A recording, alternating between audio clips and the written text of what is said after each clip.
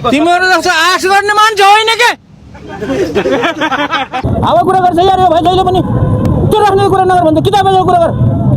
जहिले पनि हावा कुरा गर्छ राजनीति कुरा गर्ने ढङ्ग छैन बे तपाई किन सानो सानो कुरामा झनक्क रिसाउनुहुन्छ जन्नेज्यू त्यो कुरा नसोधा के भनेको कस्तो कुरा गर्छ सर्वप्रथम त म एउटा अचम्मको सांसदको रूपमा यहाँ आएको छु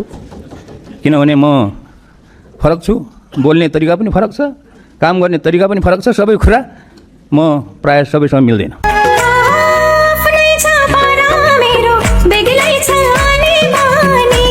नेपालमा एउटा छुट्टै र शक्तिशाली विज्ञान प्रविधि अनुसन्धान तथा नवप्रवर्तन मन्त्रालय खोल्नुपर्छ त्यसलाई चलाउन सक्षम विज्ञहरू राख्नुपर्छ भन्ने मेरो भनाइ एउटा कानले सुनेर अर्को कानले नउडाइयोस् एउटा कानले सुनेर अर्को कानले नउडाइयोस् बात त सही है प्रभाव हटाउने र दरबन्दी शिक्षकहरूको दरबन्दी बढाउने समय सिद्धियो आफ्नो ल म सकिहालेँ यति समापन गर्नुहोस् म 1 मिनेट दिनुहोस्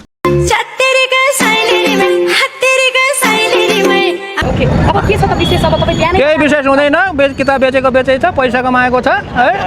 एकदम पैसा कमाएको छ होइन होला के हो नेपालको इतिहासमा तपाईँ पहिलो सांसद हुनुहुन्छ कि खर्च नलागिकन सांसद बन्नु भएको छ क्या त्यो जस्तो हावा कुरा नगर्नुहोस् त्यही उपलक्ष्य मान्यज्यूलाई शुभकामना छ ल शुभकामना भइहाल्यो लैजानुहोस् तपाईँ फिर्ता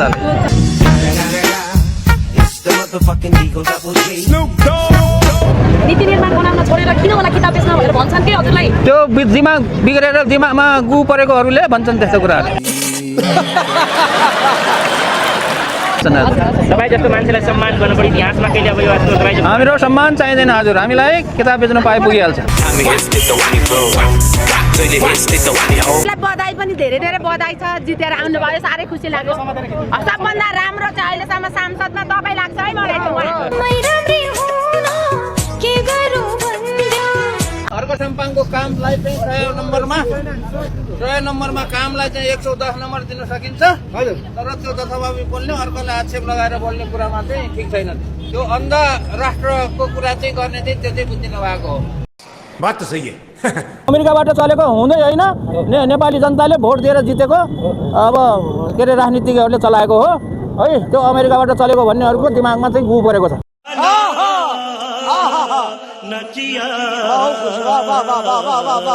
नेपालमा सदियौँदेखि एउटा भाइरस छ त्यो भाइरसबाट बच्न चाहन्छु बच्नुहोस् भन्ने अनुरोध गर्न चाहन्छु त्यो भाइरस भनेको के हो भने नातावाद कृपावाद चाप्लुसीवाद र चाकरीवाद यो चाहिँ भाइरसै हो होइन होला के हो 2020 दिनको है दिनमा होइन खै यहाँ त जाँदैन मान्छे चाहिने क्या सुदूरपश्चिमका लागि त एउटा किताब लैजान्छु होइन किन्नु पर्यो नि त्यसले लगेर हुन्छ ऐसा लगा मेरा मजाक पहिला म हजुरको दिमागलाई ढोग्न चाहन्छु दिमाग एकचोटि अलिकति ल दिमाग सरोस् यहाँबाट यहाँ सरोस् हजुरको यो लेख्ने हात दाहिने हात ल हेर्नुहोस् न भाइ त्यो यो त गर्दै देखा छैन कस्तो मान्छे यहाँ खोजिरहेको छु पहिला आउँछ नि त बुरा लगता है भाई आप लोग भी जानते हो यार तपाई किन सानो सानो कुरामा झनक्क रिसाउनुहुन्छ जन्नेज्यू त्यो कुरा नसोधा के भनेको कस्तो कुरा त्यही कुरा सोधिरहेको छ अहिले मान्छे तर त जस्तो असुरको लागि शङ्कर हुँ होइन होला के हो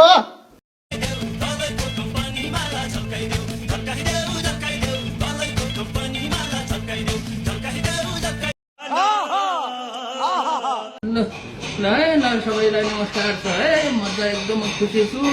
स्कुल जानु पाएकोमा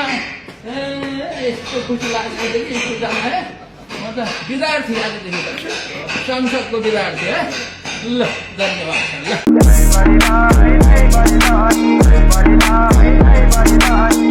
थोरै बोलिदिनु पर्यो मान्यज्यू यार तिमीहरू यहाँ झ्याउ नगरेर यार बोलिरहेको छु त म संसदमा बोल्नको लागि कतिको तयारी गरेर जानुहुन्छ मान्यज्यू जाने हो तयारी गरेर होमवर्क गरेर जाने हो विद्यार्थी भएपछि ल अनि आज भोलि दोस्रो दिनमा तपाईँ यता किताब बेचिरहनु भयो यो भोलिको होमवर्कै दिए छैन त अब के गर्ने त म कसैलाई केही माग्नेवाला छैन। के कतिको आश छ त्यो सरकारले गर्ला त अहिलेको तिमीहरू जस्तो आश गर्ने मान्छे होइन के? मेरो खराब बानी छ मेरो खराब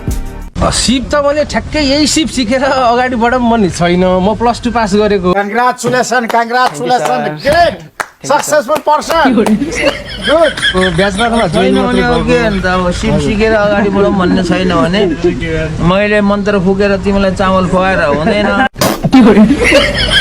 अनि यो यत्रो नेपालमा यति धेरै सांसद मन्त्रीहरू हुन्छ, तपाईँ मात्र यस्तो हुनुपर्ने, अरू फेरि तपाईँको एउटा सिको नगर्ने, खुलेर हिँड्न नसक्ने कारण के होला फेरि? अनि यो त्यही तिमी जस्तो धेरै गाउँ गर्ने भएर हो।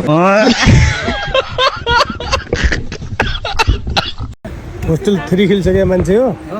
फेरि आविष्कार केन्द्रमा पनि यस्तै छन् एउटा। मैले एउटा बाबाजी भन्छु।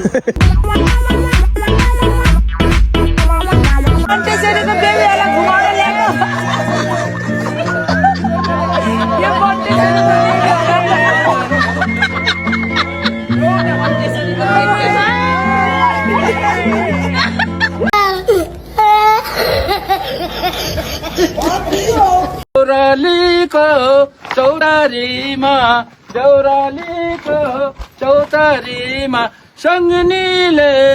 आँखा छोपेको लाग्छ अझै झझल्को लुकामारी खेल्दै मन पाखामा खेल्ने गर्थ्यौ सानैमा,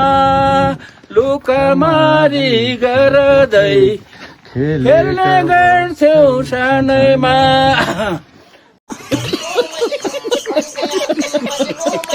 अनि एक अर्काको नाम लेखी ढुङ्गैमा डुल्ने गर्थ्यौ बगरमा,